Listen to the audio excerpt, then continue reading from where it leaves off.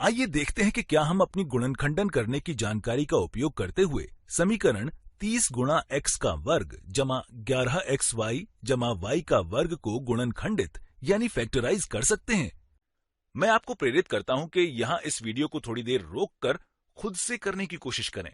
अब मैं आपको इसको हल करने के लिए पहला हिंट देता हूं। इससे आपको पता चलेगा कि यहां क्या हो रहा है। हो सकता है ऐसा करने से ये समीकरण पुनः व्यवस्थित यानी रीअरेंज हो जाए। अब हम इस समीकरण यानी इक्वेशन को दोबारा से लिखते हैं। y का वर्ग जमा 11xy जमा 30 गुणा x का वर्ग। अब मैं यहां यह बताना चाहता हूं कि द्विघात समीकरण यानी क्वाड्रेटिक इक्वेशन को हल करने के अनेक तरीके हैं। यहां ये पहले पद का पहला गुणांक यानी कॉफिशिएंट एक नहीं है बल्कि कुछ और है। हमने अभी इसके बारे में नहीं सोचा है, इसलिए इसे इस तरह से पुनः व्यवस्थित करने पर यह बहुत ही आसान हो जाएगा। अब यहां y के वर्ग वाले पद यानी टर्म का गुणांक यानी कोएफिशिएंट 1 है, इसलिए हम कह सकते हैं कि यह समीकरण भी दूसरे गुणनखंडन वाले सवाल की तरह बन गया है। अब हम ऐसी संख्या यानी नंबर के बारे में सोचते हैं जिसका गुणनफल यानी प्रोडक्ट 30 गुणा x का वर्ग और जोड़ 11x होता है। ध्यान दीजिए, 11x y का गुणांक है, यहां y का वर्ग है और y का कुछ गुणांक है, और तब y के संबंध में यहां ये y पर किसी भी तरह आश्रित यानी डिपेंडेंट नहीं है। अगर हम यहां x का मान रखते हैं तो ये द्विघात समीकरण हमें y के रूप में प्राप्त होगी, और हम इसे ऐसे ही करना चाहते हैं।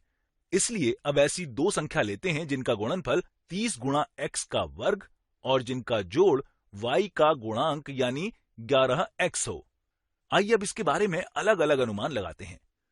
इसलिए अब अगर हम ऐसी दो संख्याओं के बारे में सोचते हैं जिनका गुणनफल 30 और जोड़ 11 होता है, तो हम 5 और 6 सोच सकते हैं। 5 गुणा 6 बराबर 30 होता है और 5 जमा 6 बराबर 11 होता है। यहां ये प्रयास और भूल विधि मतलब ट्रायल एंड एरर मेथड के जैसा ही है।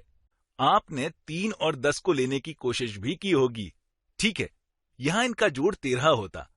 आपने 2 और 15 को लेने की कोशिश भी की होगी। हम देख सकते हैं कि यहां ये काम नहीं करेगा, लेकिन अगर यहां 5 और 6 लेते हैं तो ये काम करेगा।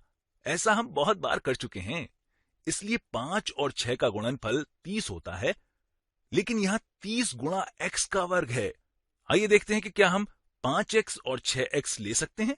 ठीक है, 5x गुणा 6x बराबर 30 गुणा x का वर्ग होता है और 5x जमा 6x बराबर 11x होता है।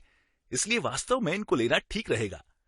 तो इस व्यंजक का गुणनखंडन यानी फैक्टराइजेशन करने पर हमें कोष्ठक में y जमा 5x गुणा कोष्ठक में y जमा 6x प्राप्त होगा।